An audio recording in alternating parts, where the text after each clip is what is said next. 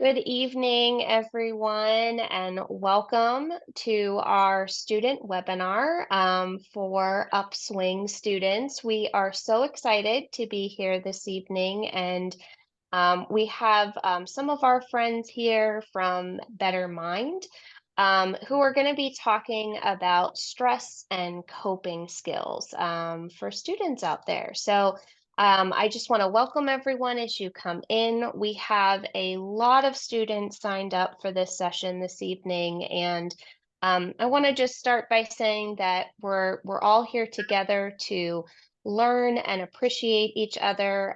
So this evening you'll have access to our chat. You'll also have access to the Q&A. So we just ask that you be respectful and friendly of your peers here with you tonight, as again, we're all trying to learn and grow together. So without further ado, we're going to go ahead and get started, as it is a school night, probably for most of you, and we want to make sure that you're able to get along with your evening and do whatever you need to do to get ready for the day tomorrow. I'd love to introduce again. My name is Elena Carroll. I'm from Upswing, and I have several of our friends here from Better Mind. I'm going to let them introduce themselves, but again, we're here tonight to talk about stress and coping skills. So without further ado, I'll hand it over to Kimberly. Hello, Upswing students. It is so exciting to be here tonight and to work with you. I was asked to do this about 2 months ago, and I was so excited, and I'm still excited. But then today, my daughter decided to get me sick. So thankful to my beautiful intern, Taylor. She is going to help present tonight. She will do most of the presenting, and I will interject as we go. But I'm still very excited to be here with you. I just ask that you forgive me if I start coughing or anything like that. I'm sure you all have gotten your parents sick before, so I know you completely understand. So if you're ready, so are we. Let's jump right in, and I'm going to introduce you to Taylor very shortly. So for our agenda, we are going to talk about stress. We're going to talk about coping and go into what coping skills are. And there's usually two types of coping skills: destructive coping skills and constructive. Most of us use both and don't always realize which one we're using at the time. So we're going to explain what each of those are. And then we're going to tell a little bit how to actually put them into play.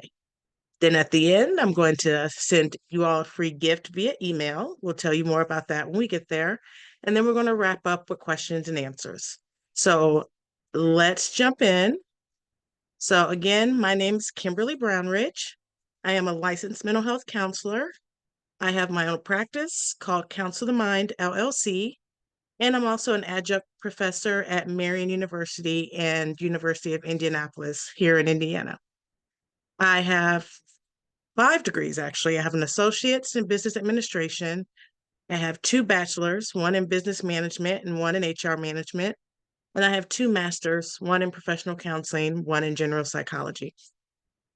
As I said, I'm a teacher and a therapist. As a therapist, I'm licensed in 2 states. In Missouri, I'm a licensed professional counselor.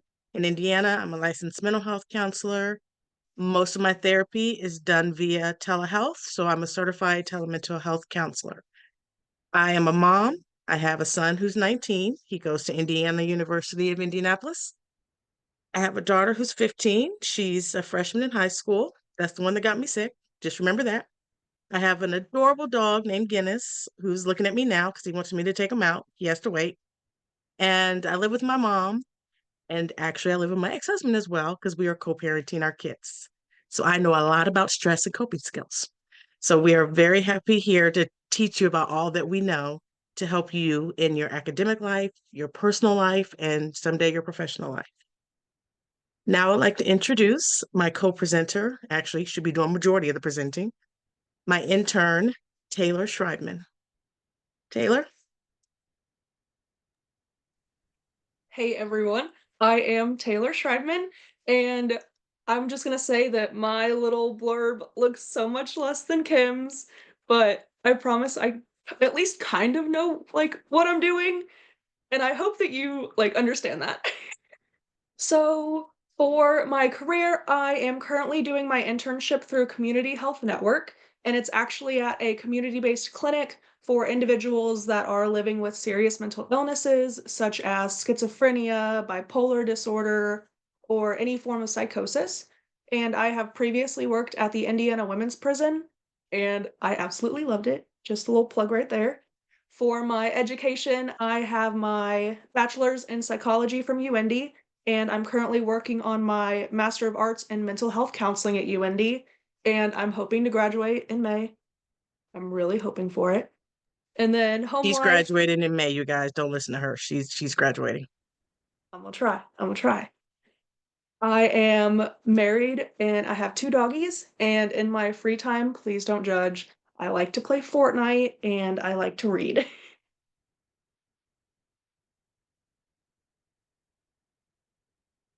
So, Kim added in a little quote here. It says, "It's not stress that kills us, it is our reaction to it." And I just want you guys to remember that while we go through this whole PowerPoint tonight.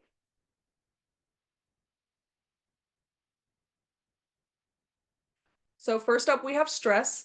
And stress is one thing that universally affects everyone. So, let's dive a little deeper into that.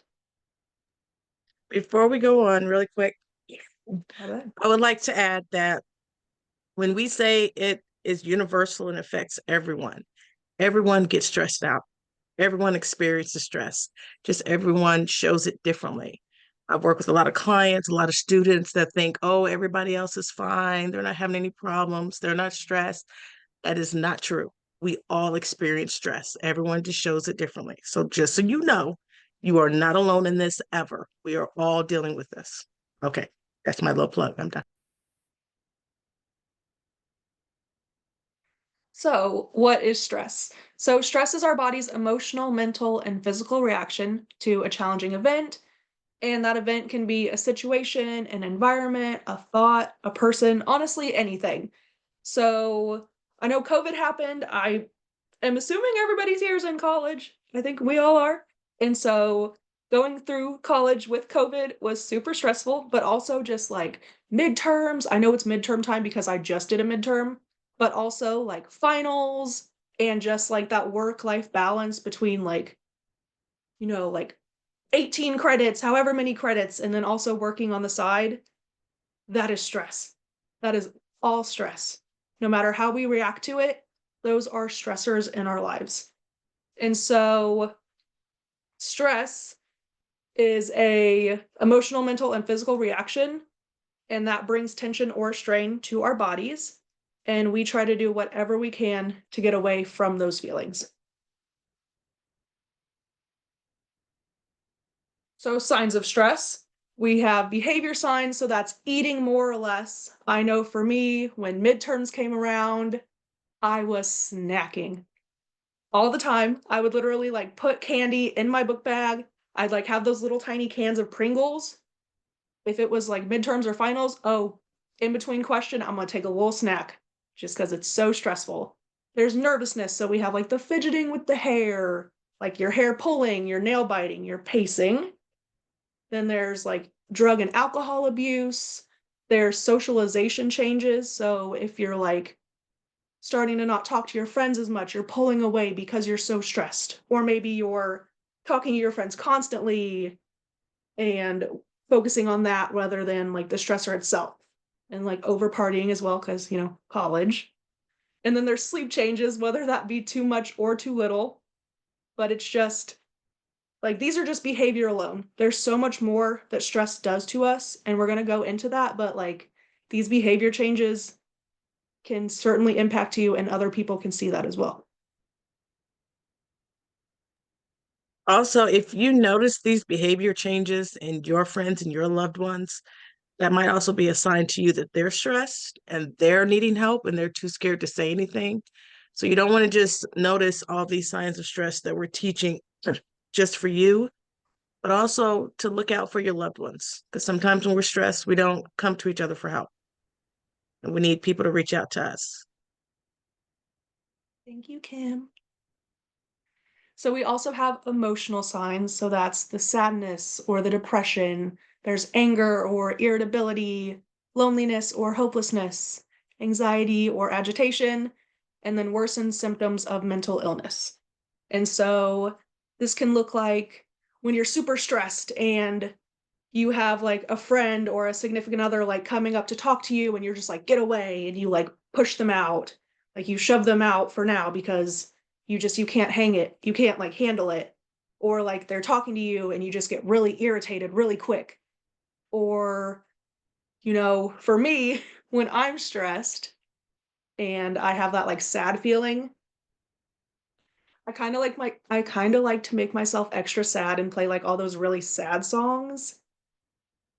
And it's just like compounding and compounding on you all of this stress. But if you see these in you or somebody else, it might not just be you, it might be stress. It might be other factors that are impacting you in all these ways.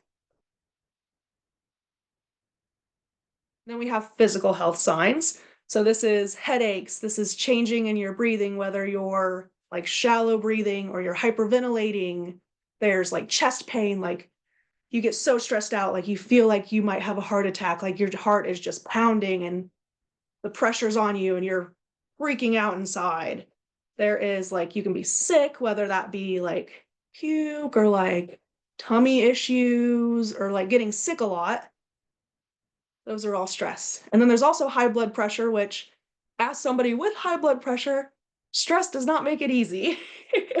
And that alone can make you like dizzy or lightheaded. And it's just all of these signs of stress that you don't think are signs, but they are signs. Yes, somebody said that their hair falls out. That is also a really big one. So yes.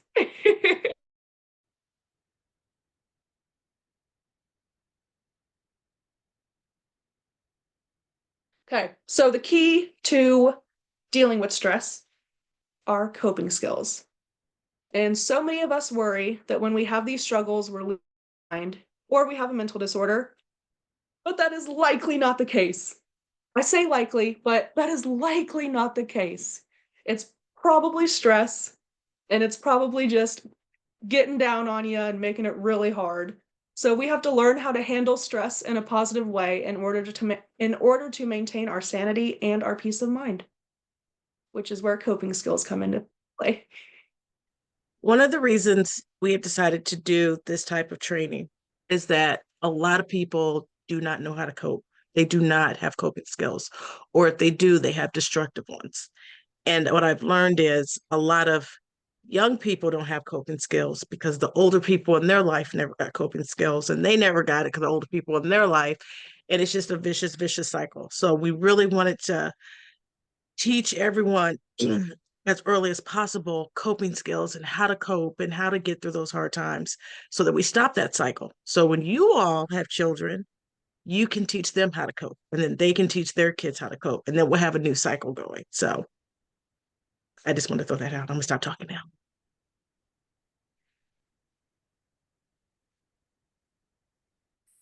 Okay.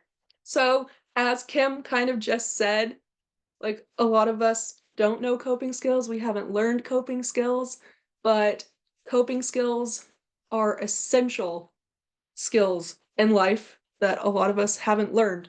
We haven't learned how to cope, and so learning how to cope is the big way to deal with stress. So what is coping?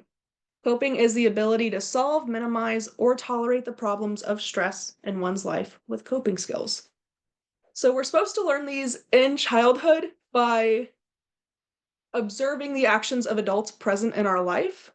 But if the adults in our life don't necessarily cope with stressful situations, we likely won't cope with stressful situations. Sorry.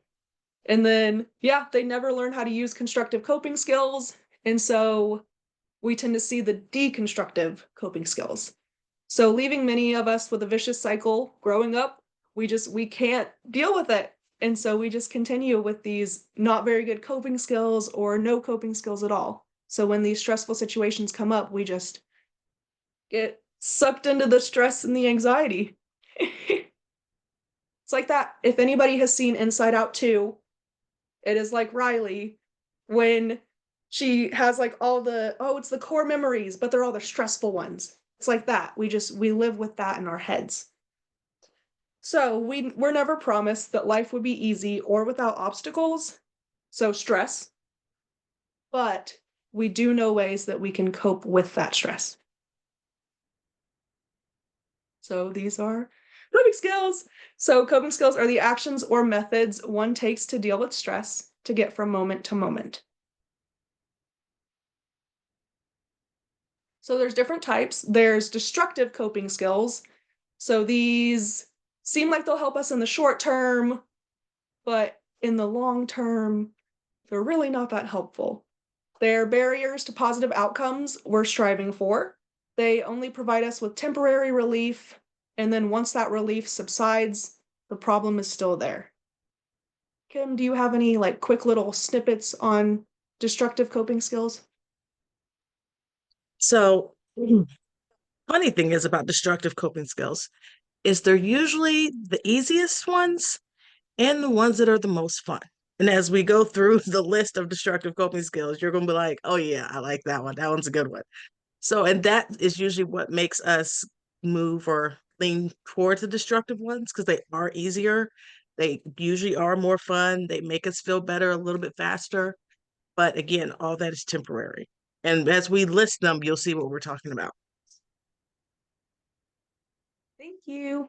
So on the other side of destructive coping skills, we have constructive coping skills. And these provide us what we need to fix the issue.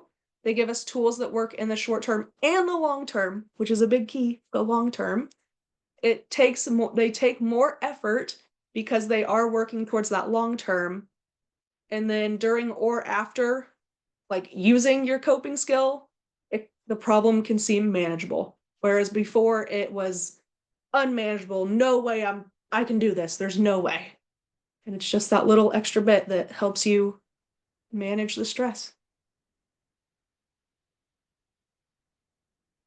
Okay. So we have destructive, keep trying to say deconstructive, but we have destructive coping skills.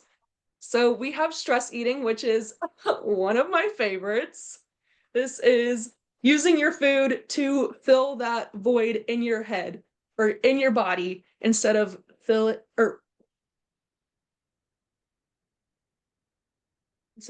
our belly when stressed. Okay. So stress eating, it's just what it sounds like. You're stressed, you're freaking out, you don't know what's happening. You grab the first thing you see. Ooh, I have a cake on that counter. I'm gonna eat that whole cake. I might have been guilty of that in undergrad.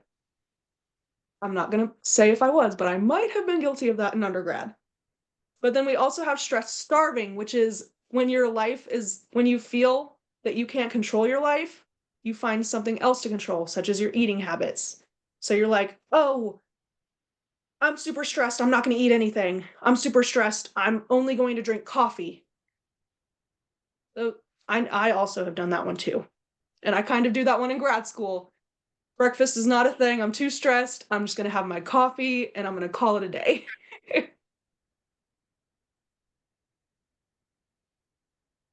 then we have risky sexual behaviors. So there are tons of different risky sexual behaviors. We have using drugs before sex, there's prostitution, there's having multiple consecutive sexual partners. I counted both of those. There's unplanned sexual relationships, not using contraception, and that would fall under the lack of condom use. And so when we are super stressed out, we need an outlet for this stress. And a lot of us can turn towards risky sexual behaviors because in the moment, you can't really think of the stressful situation like during sex because you're going to focus on that. So it kind of takes you away from that stressful situation in that moment. And it can relieve the stress, but unsafe sex can bring new stressors.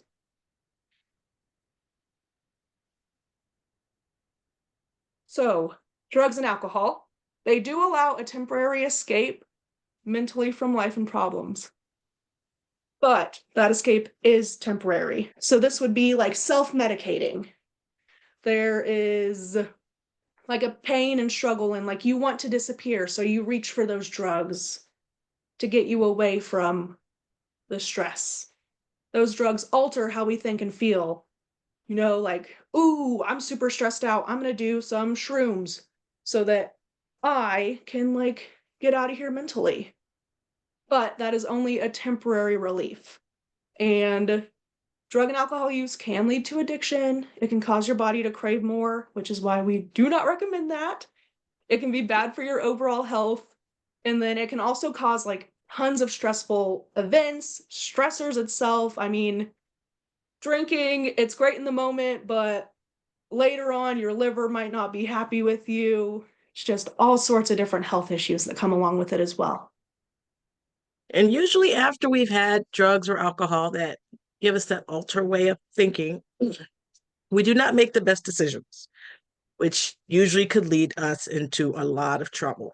So now we had our original stressor, and now we got a new stressor because now we're in trouble for something that we made a bad decision about.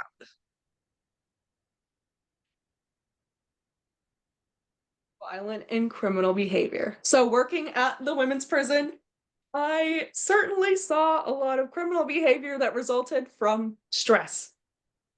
And that stress can lead you to do crazy things. I mean, I've seen it firsthand. We had some ladies at the prison who like were so stressed out with divorce or so stressed out with life or anything, and they did some really bad stuff. They might have like killed their husbands. Like, stress can get to you.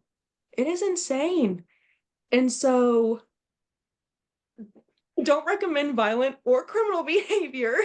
Like, yes, in that moment, you're like, oh, I'm going to do this, and then my stress will be gone. But then you have the stress that goes along with that violent and or criminal behavior. So there's a metaphor that there's a metaphor, kick the dog. And it's when stressed, we kind of like take out our frustrations on weaker people or not the source of frustration. So if I am fighting with my mom and my mom is like a big person in my life, I might take it out on my sister because she's not as much. Like, and I can't take it out on my mom because she's my mom, but my sister, I mean, I think everybody's like kind of shoved their sibling once or twice. It's part of being a sibling. But it's like these acts that just, they're not who you are, and you're just using them to kind of push your stress away for a moment. And once it's completed, the stress of being caught takes over. If it's a criminal behavior, the stress of court and the law, all sorts of stuff. So don't do crimes or violent stuff. So, one of the things we talk about when we're stressed is it's okay to be stressed. Stress is normal, it's part of life. The stress is not the problem, it's the behavior after the stress. And these are examples of when you take it out on the wrong person, when you do something you know is wrong, but you do it anyway because your attitude is like, well, I'm stressed, I need to relieve stress, so I'm gonna do this anyway. And then you get caught, and then there's the bad outcome. And now you've replaced one stressful event with another. So again, stress is normal. It's fine. We all get stressed. We got to figure out good ways to get through that stress instead of making bad decisions and having poor behaviors behind the stress. I hope that made sense. Because, I think it made sense. I got cough syrup in my system, so I'm hoping that made sense.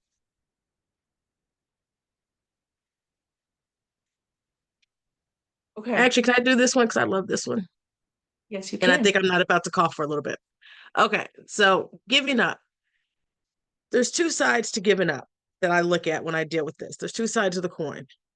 One is we have to learn to be patient. We have to learn that not everything was supposed to be fixed in the moment.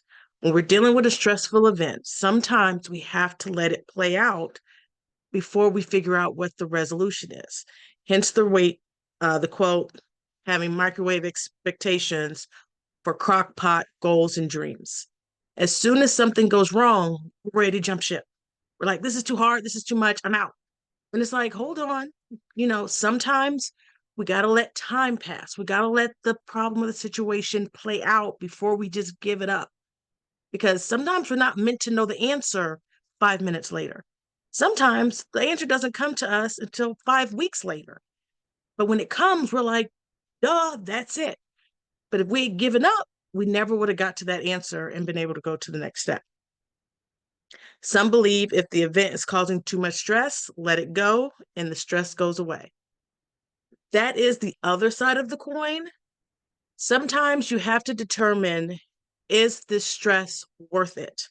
If the stress is so high to the point where it's affecting your daily functioning, your mental health is in jeopardy, you are starting to have severe physical and medical reactions to the stress, then that's not giving up. That's making a very positive and logical choice of walking away from a situation that's not healthy for you. So that's why giving up, there's two sides to that coin. Sometimes you got to let it play out. You got to wait. You got to see what will happen before you just quit. But if the stress level gets too high and you hit that limit, you got to know yourself and love yourself enough to say, okay, maybe this thing is not the right thing for me. So it's a two-edged sword, but remember, we must experience some pain to gain something in return. But if the pain is too high, then you have to know that for yourself. We all have our limits and be willing to, I don't even call it giving up. I call that stepping away from an unhealthy situation. Did you want to add anything to that, Taylor? There's a reason you're my professor. That was pretty great. You know a lot about this topic, Taylor. I don't know anything about this topic. Okay, so Miss Fortnite. I love Fortnite. So we have as undergrad, grad, all of that, college students, we have common escapes. We have socializing with friends. We have going out shopping, playing games, maybe playing some Fortnite. We have partying. I know Friendsgiving is coming up, so big party Halloween. Ooh, big party there. Or having affairs, whether that be cheating on a significant other or friend affairs, all of that stuff. These are just the common things that we like to do in the 21st century to escape To our try to stresses. escape. Yeah. Escaping distraction is one thing. Escaping and not coming back to reality is a totally another thing.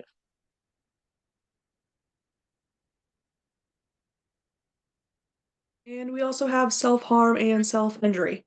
So this is hurting yourself on purpose, an attempt to regulate your emotions, which would be feeling that maybe you feel you're not good enough, maybe you feel like you're too much. And so to regulate those emotions, you take it out on your body, you take it out on yourself. And then there's also suicide, which is a finite coping skill because you're taking your life. It's finite. You only have one chance. And if you commit, you're choosing death over life. And don't do that because you are loved. So with self-harm and self-injury, most people will agree. They rather deal with physical pain over emotional pain every day of the week. And that is a primary reason that people self-harm or self-injure. Because if they cut themselves or they pinch themselves or they hit themselves, it puts their focus on that physical pain, which even though it's painful, it's more tolerable than the emotional pain. So the thought process behind it makes sense. It does.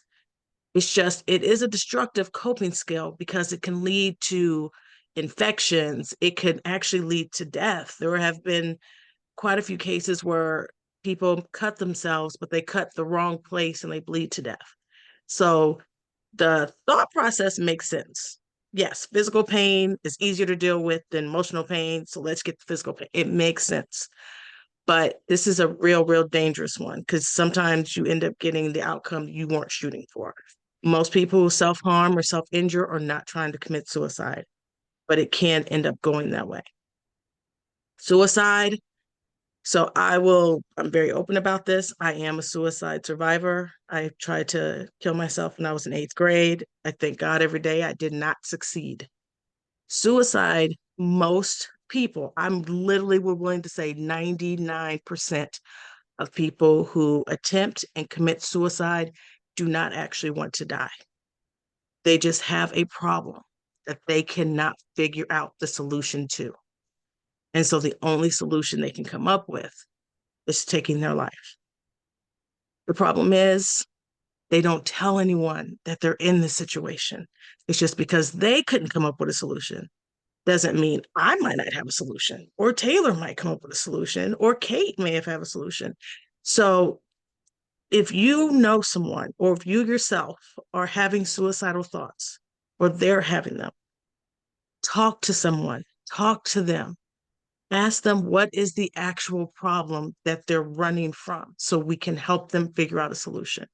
Because there is one other than this finite solution that we cannot come back from. Okay, again, that's my soapbox. I'm done. So that was the last destructive. Let's get on the positive side, because now we're all depressed. So let's perk ourselves up a little bit and let's go to constructive coping skills.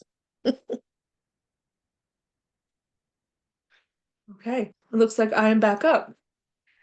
So, positive attitude.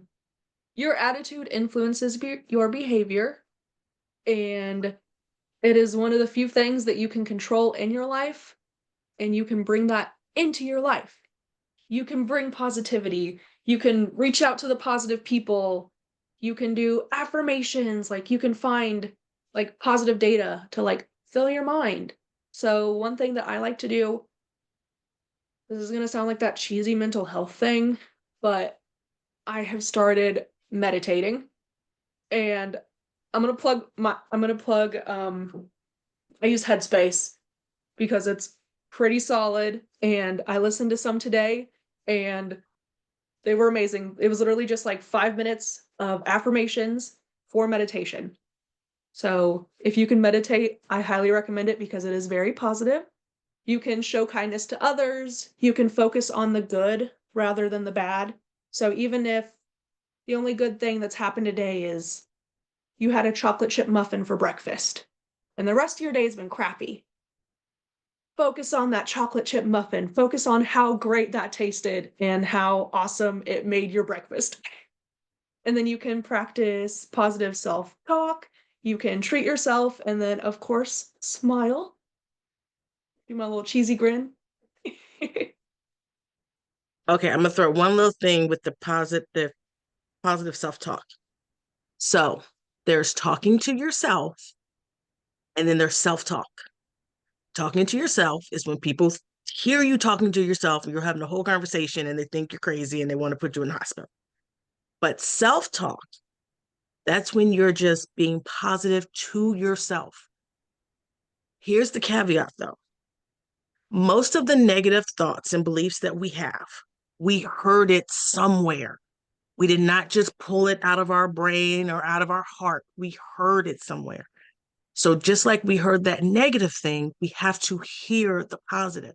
So when you self-talk, you got to talk just loud enough for yourself to hear it. Not necessarily everybody in your area, because then they think you're talking to yourself and they think you're crazy, but just enough so that you can hear it, so it can counter all the negative stuff you've heard.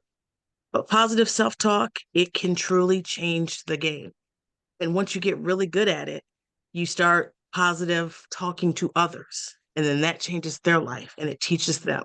So, positive self talk, of all the things we probably say today, that's the one I would recommend putting into practice before you go to bed tonight. Say some positive self talk to yourself.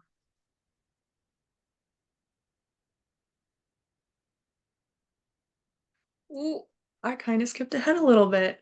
But another constructive thing to do is relaxation. So when you're stressed, your muscles tense up, your breathing becomes rapid, your heart rate goes through the roof, your tummy hurts, you can get a headache, all sorts of stuff. And so the recommended stuff is deep breathing. So if you're able to, I recommend, my favorite breathing exercise is the figure eight. If you look up figure eight breathing, it's awesome. I highly recommend that one. And it's just like you're going through the motions in a little figure eight and you're breathing. And so you're focusing on your finger going over the figure eight and you're focusing on your breathing. And it's great. I just double said that, but you get what I mean. There is stretching, there's yoga, warm baths. I love baths. I highly recommend a bath. I know that colleges don't have baths. So if you can like go home maybe sometime, go take a nice little relaxing bath, maybe get a hot tub, something like that just to chillax, that would be awesome. There's the meditation I talked about. There's listening to music. There's journaling, which is highly recommended. If you just look up like stress journaling, mental health journaling, you will find all sorts of prompts that you can go through, and I highly recommend those. And then you can create your own stress reliever. So for me, my stress relief is like fidget toys. I love the little like fidgets and you just have them in your hand. That's my stress reliever, but you can always create your own. So, Taylor, guess what? Yes. The best way to create your own stress reliever is actually to think back when you were a kid. And if you can't think back, go ask your family members and ask them, or you think back, what did you do when you were a kid and everybody made you mad? Whatever that is, that was a great coping skill. Like when we were kids, we had the best coping skills ever. When we got mad at somebody or got stressed, we went and did something. Whether we went and colored, we went and played, we went and built something. If you can get someone to kind of remind you what you did when you were a kid, you can find a way to turn that into an adult stress reliever. Real quick, had a client, she was a kid, she used to play in the sand all the time, so much that her parents actually put a sandbox in their backyard. As an adult, she went and got a tote. She went to Michael's, bought some sand, put the sand in the tote. When she gets really, really stressed out, she pulls the tote out. She builds her little sand castle, whatever she wants to build, till she calms down. Then she destroys it, shakes the tote, puts the tote back in the closet. So she found a way to take something that really helped her as a kid and she tweaked it for her adult life. So the second homework assignment is everybody go call your mama, your daddies, your aunties, your uncles, your cousins, and ask them, what did I do when I was a kid when I got mad? And then you tweak that to fit your adult life. Can't wait to see what people come up with. This is going to be hilarious. Well, it looks like I have some homework too, I guess. Dang, I'm gonna call my mom tonight. So another constructive way to deal with stress is eating healthy. As they always say, we are what we eat. Or as Michelle Obama would say, eat the good stuff. She would not say that, but I just have to talk about Michelle Obama because she's cool. So energy in our food becomes our energy. So this, if you're eating healthier, you'll have healthy energy. If you eat like junk food and cake, which I like to do when I'm stressed, you won't really have energy. It's like carby and super sugary, and it just won't give you that little pep that you need.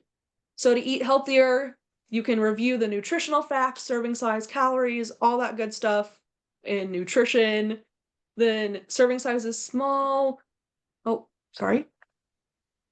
So if So you look at the you go. nutrition thing and the Yep. serving size is really small, but all the numbers are really big, that's probably not a healthy option. Like that's just a quick look at it. You don't have to really read much. That'll probably tell you that's probably not a healthy option.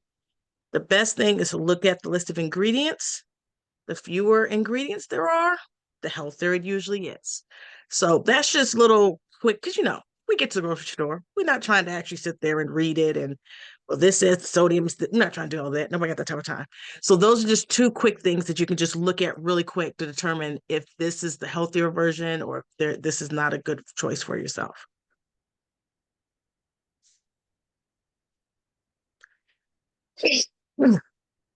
Next up, we have laughter.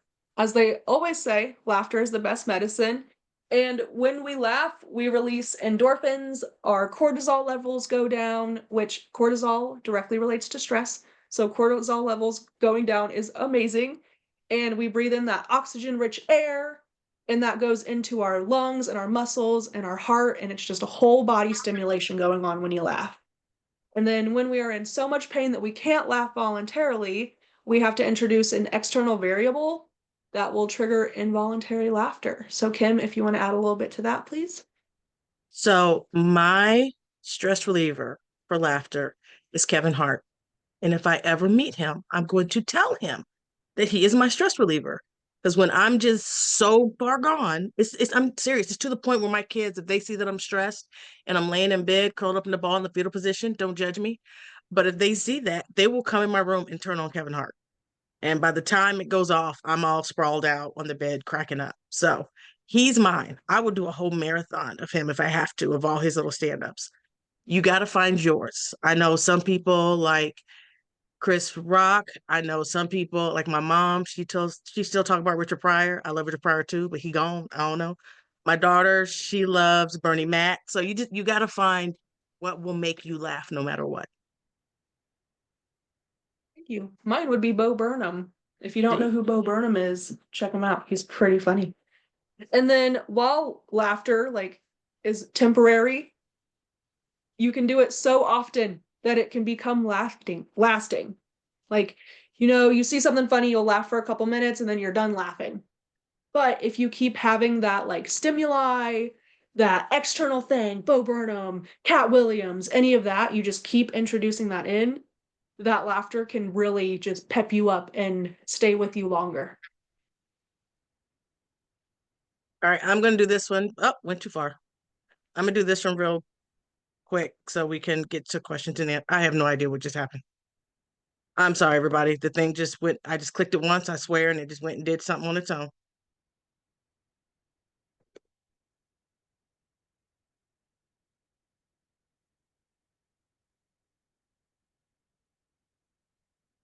Okay, there we go. Nobody move. Nobody breathe. Okay, aromatherapy. This is actually one of my favorites. It's very holistic. It's essential oils that have the smells that will naturally calm our bodies. Aroma essential oils are made from all the natural plants that God created on the earth. They, well, I don't know what they do to it because I'm not a scientist, I'm a therapist, but whatever they do to it to get the aroma out, it really has an effect on us. It's what our ancestors used before we had all these medications and pills and synthetic things. This is how our ancestors survived through what was naturally on the earth. And the cool part is they don't have any side effects. So there's two ways to do aromatherapy. You can just smell it by dispersing it in the air, or you can actually, with essential oils, you can actually put it on your body, whether, you can put it behind your ears, you can put it on your neck. The best place for it is to put it on the bottom of your feet because your feet has the most pores in your body. So it sends it through your bloodstream faster and you will feel a change in your mood just from a holistic essential oils. There's other holistic things out there, such as Bach Remedy. There's actually CBD oil, which is marijuana, but it's not the get you high marijuana. It does not, trust me, I take it. There's no high at all. But it really does, more of the medicinal type that really does help. We do need to look at holistic options as well as synthetic. You can use both of them together. But aromatherapy, it will change your life. And I want to hurry and get through so we can have question and answer. So the last two kind of go together. Social support. We were not meant to live and do this life thing alone. This life thing is very, very hard. We're supposed to do it together. We're supposed to support one another.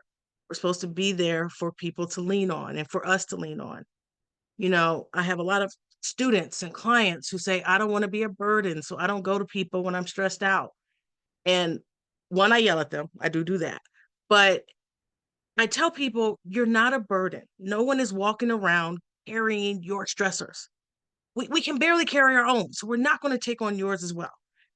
When you go to someone, when you're having a hard time and you let them help you, one, you give them a little bit of time to forget about their stressors, which is a blessing because sometimes we need to forget about our own crap.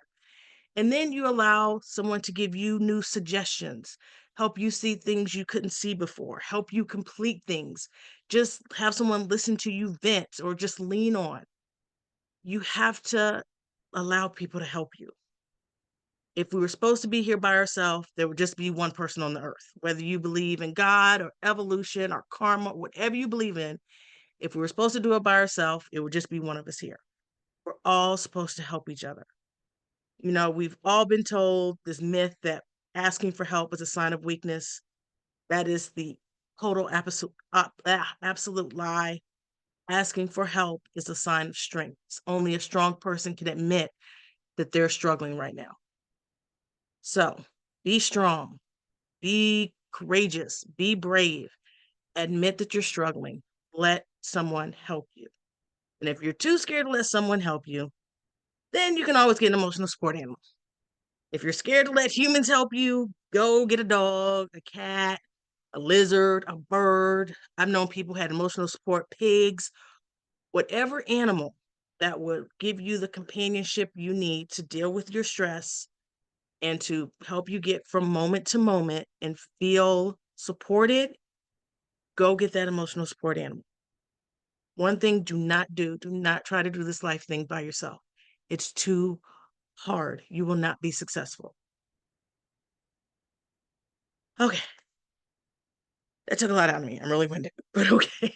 But we really want to get to question and answer. So your free gift. I wrote a book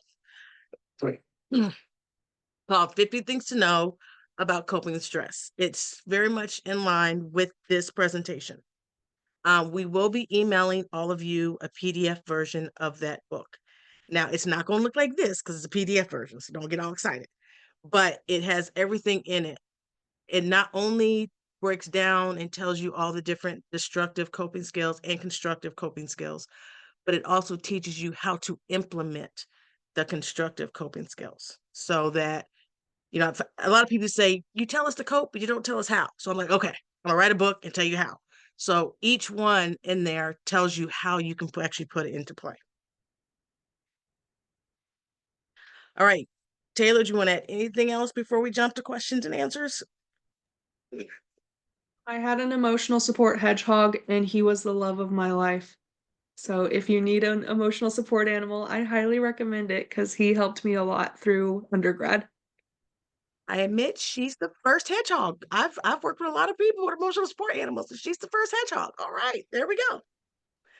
All right. So thank you for listening to us. And I know I sound weird. I very much apologize, but thank you. Thank you, Taylor, for being here to support me.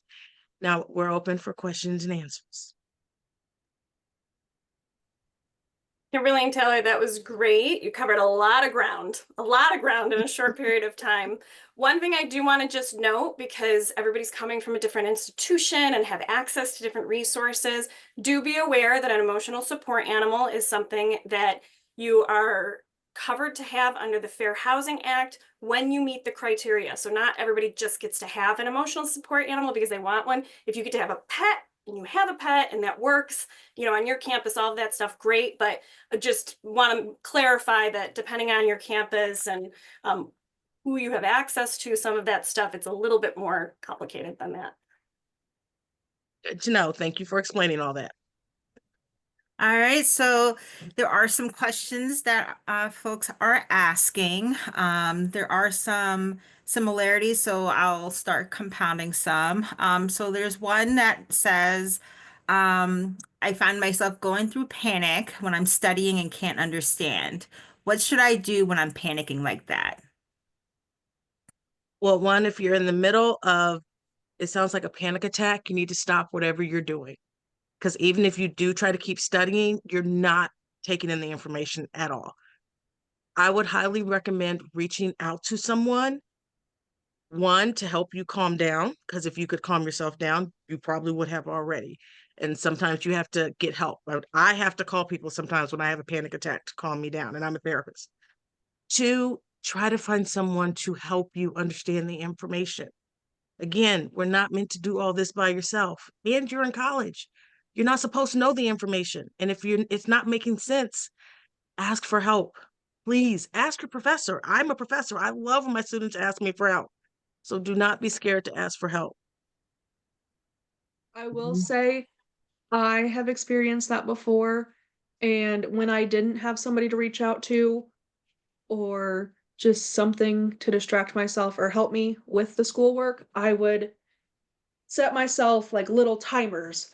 Like, oh, you have 5 minutes, 10 minutes. Get through as much as you can or as much as you're able to in that time. And when that timer's up, take a break. Watch some, oh, who did you say? Watch some Cat Williams, watch some Kevin Hart, listen to some music, like take a little snack break. Just get away from that stressor for a little bit of time and then come back. And you can do that as often as you need. I know when I was taking like biology in high school that I would give myself like 10 minutes with my book and then I'd say, okay, I'm going to go take like a 5-minute walk and then come back and then take another walk. Just give yourself grace, give yourself breaks. They are very helpful. Awesome. Thank you for that too. Another question is about supports. So it was phrased as village, but that could look like different things. It could be your tribe, your friends, kin, and etc. Obviously, it goes against with culture and where you may be living. So the question is, what happens if those in your village are not able to or cannot provide support, even though you may be the one that is always there for them? Do you have any recommendations or tips for that? Well, one, if you're always there for everybody and they're not there for you, you might want to rethink some of your bill. That's number one. Number two, most universities have some type of online counseling program now. It's like Better Mind. I know there's another one out there, which I just blanked on the name of. And a lot of them have on demand where you can call in and talk to a counselor. There are hotlines that you can call in. They're not just suicide hotlines. There's just like, I think there's a Girl Talk Indie. I mean, there's a lot of hotlines out there where you can just call and talk to someone. Another thing that you can honestly do, because I know I have a lot of people that do not like to journal, like write, which we need to work on that. That's another story, is you can do an audio or video journal where you talk to yourself and you record it, whether in an audio recording or a video recording. Most of my therapy sessions, once the person starts talking, they figure out the answer without me never saying anything because they just needed to talk it out and to get it out of their head. That's the problem. That's the purpose of therapy and journaling, audio journals, video journals. When everything is in here, it all starts playing bumper cars. It's bumping into each other. They're playing dodgeball, they're fighting each other. There's a whole bunch going on here. When you talk it out or journal it, you get it out here. And when it's out here, now it's tangible.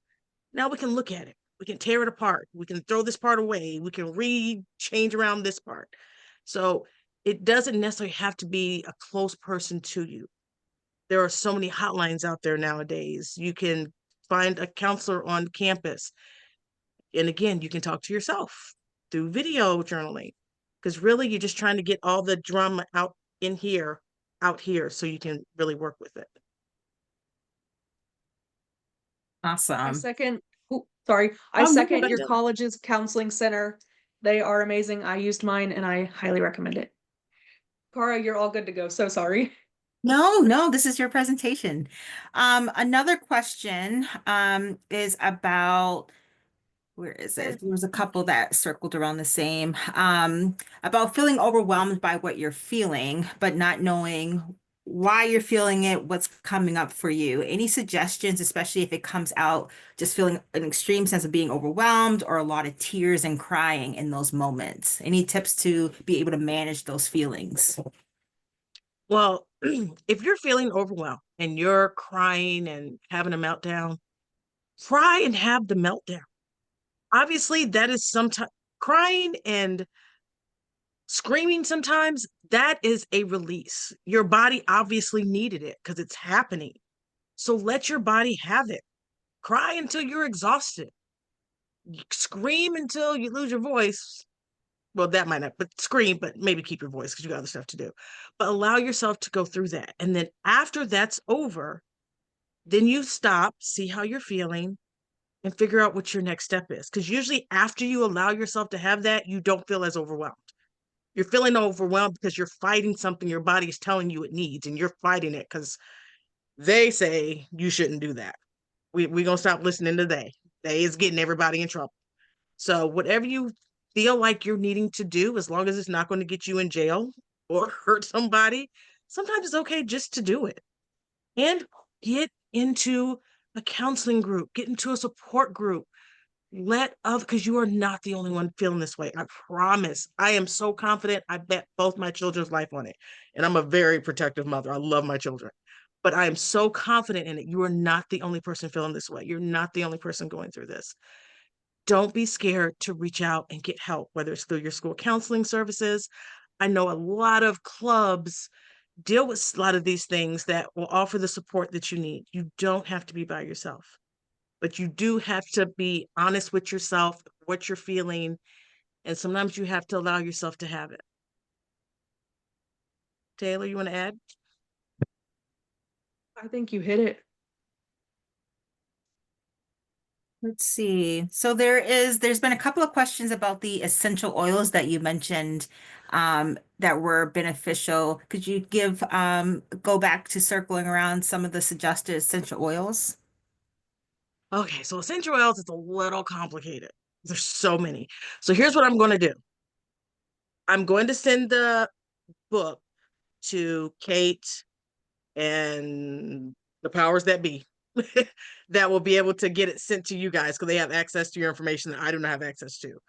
With that, I will have a link to a company that gives a great explanation of essential oils.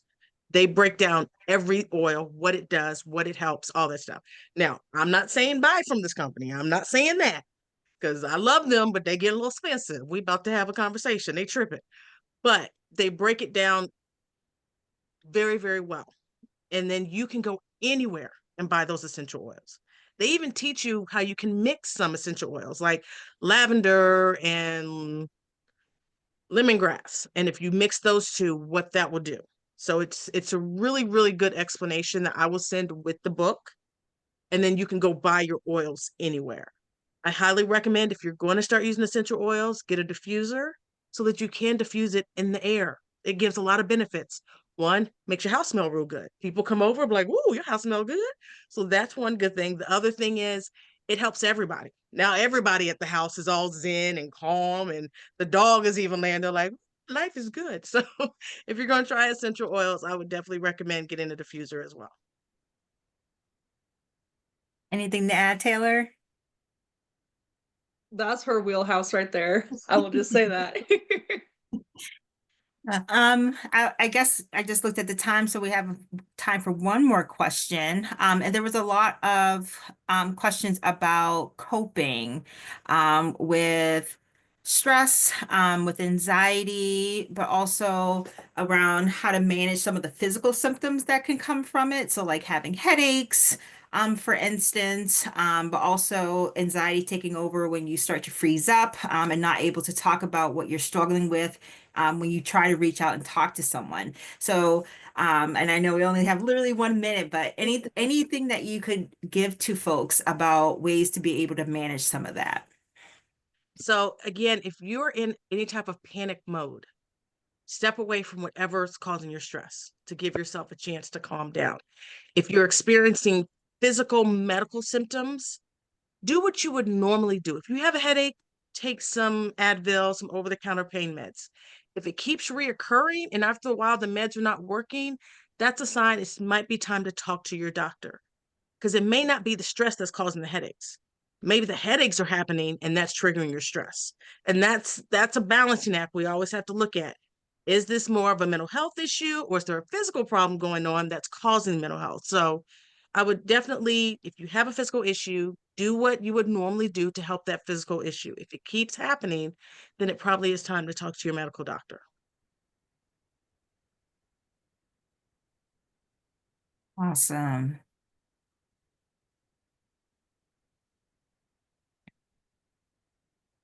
I think we are at time.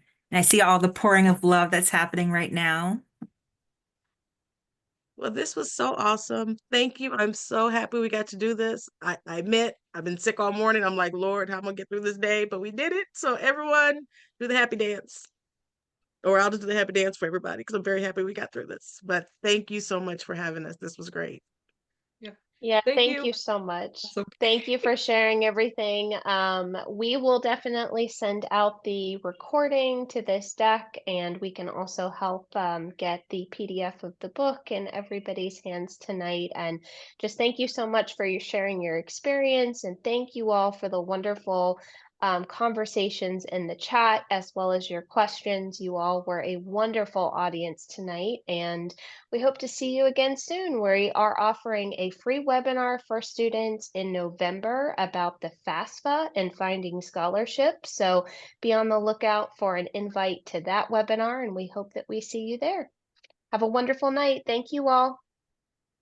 Bye. Thanks. Bye-bye.